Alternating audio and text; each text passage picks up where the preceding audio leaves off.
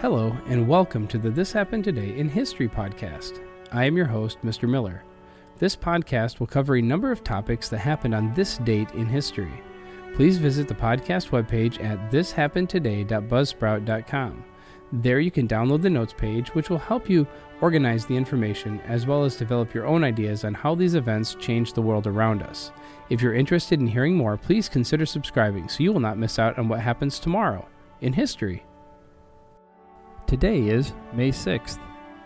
In 1937, the Airship Hindenburg, the largest dirigible ever built and the pride of the Nazi Germany, burst into flames upon touching its mooring mast in Lakehurst, New Jersey, killing 36 passengers and crew members.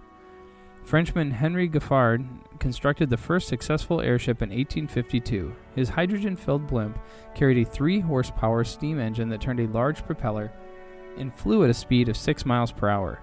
This rigid airship, often known as a Zeppelin after the name of its innovator, Count Ferdinand von Zeppelin, was developed by the Germans in the late 19th century. Unlike French airships, the German ships had a light framework of metal girders that protected a gas-filled interior. However, like Giffard's airship, they were lifted by highly flammable hydrogen gas and vulnerable to explosion. Large enough to carry substantial numbers of passengers, one of the most famous rigid airships was the Graf Zeppelin, a dirigible that traveled around the world in 1929. In the 1930s, the Graf Zeppelin pioneered the first transatlantic air service, leading to the construction of the Hindenburg, a larger passenger airship. On May 3rd, the Hindenburg left Frankfurt, Germany, for a journey across the Atlantic to Lakehurst Navy Air Base. Stretching 804 feet from stern to bow, it carried 36 passengers and a crew of 61. While attempting to moor at Lakehurst, the airship suddenly burst into flames, probably after a spark ignited its hydrogen core. Rapidly falling 200 feet to the ground, the hull of the airship incinerated within seconds. 13 passengers, 21 crewmen, and 1 civilian member of the ground crew lost their lives, and most of the survivors suffered substantial injuries. Radio announcer Herb Morrison, who came to Lakehurst to record a routine voiceover for an NBC newsreel, immortalized the Hindenburg disaster in a famous on-the-scene description in which he emotionally declared, "Oh, the humanity." The recording of Morrison's commentary was immediately flown to New York, where it was aired as part of America's first coast-to-coast radio news broadcast. Lighter-than-air passenger travel rapidly fell out of favor after the Hindenburg disaster, and no rigid airships survived World War II. In 1954, the announcer at the Oxford University Cinder Track in England calmly gave the placings in 1-mile race, and then started to announce the winning time, beginning with the word 3. The small crowd erupted in delirious excitement. The rest of the announcement went unheard, and Roger Bannister became an instant legend as the first man to run the 1 mile faster than 4 minutes. His 3 minutes 59.4 seconds that evening is often cited as one of the seminal moments in the world of sports. It has become a symbol of human achievement on the same level as the conquest of Mount Everest the previous year. It took 3 men to make that historic record. Bannister and Chris Chataway, formerly Oxford students, and Chris Brasher, formerly of Cambridge University, were representing the English Amateur Athletic Association in the annual meet against Oxford and chose that obscure opportunity for a planned attack on the elusive 4-minute barrier. There was an urgency.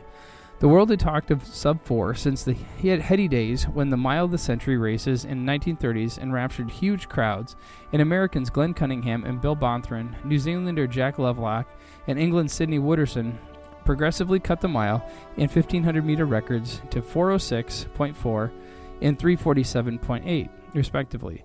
During the war years, Swedes Arne Andersson and Gunnar Haig kept the sub-4 passion alive, leaving the mile record at 401.4.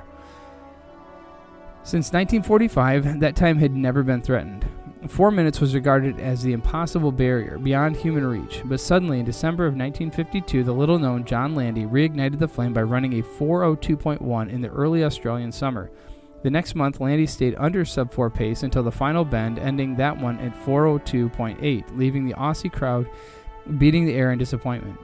In the northern spring of 1953, the assault began in earnest. Bannister, having missed an Olympic medal in 1952, ran 403.6, glimpsing his destiny. Kansas University's Wes Santee seized the initiative with a 402.4. Bannister hit back with a 402.0, and now forgotten Sune Carlson brought Sweden back into the race with a 404.4. The barrier stood. And it survived through another Australian summer as Landy tried again and again from December 1953 to April 1954. He got down to 4:02.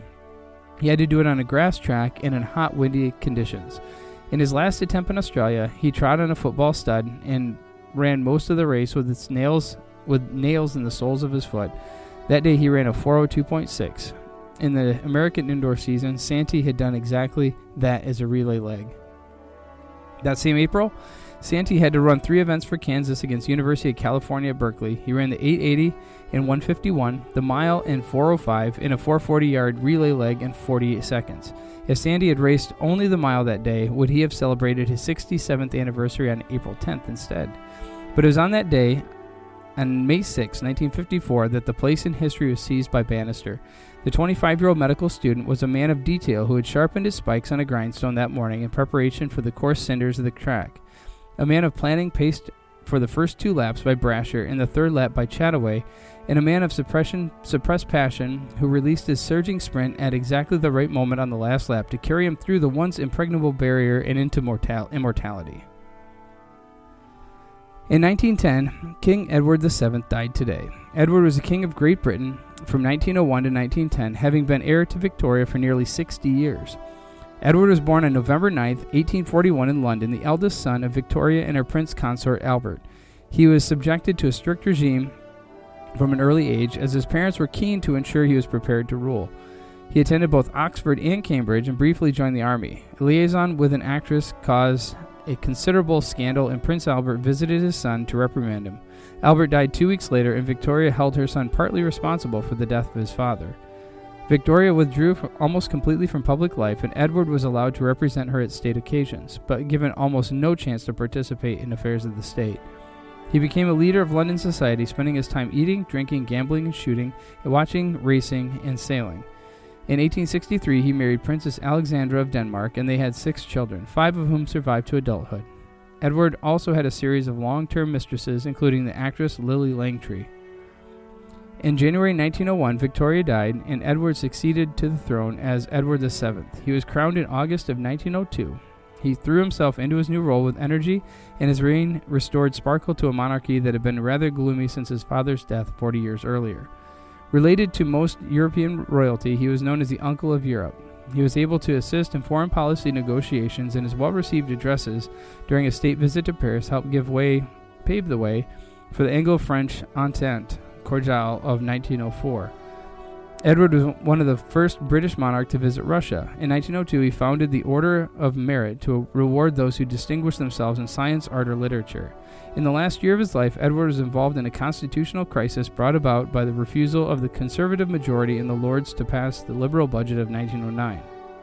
He died on May 6, 1910, before the situation could be resolved, and it was succeeded by his son, who became George V. You have been listening to the This Happened Today in History podcast. I thank you for listening, and I hope that you have enjoyed learning about historical events from the past. Thank you to the following websites for their information regarding today's topics: ThePeopleHistory.com, Airship Hindenburg at History.com, 4-Minute Mile Broken at RunnersWorld.com, and King Edward VII Dies at www.bbc.co.uk. The music used as the background track for this podcast is Americana, created by Kevin MacLeod on Incompetech.com. If you enjoyed this information and would like to hear more, please consider subscribing, as this will keep the historical events in your feed in the morning for each day. I hope you have a great day.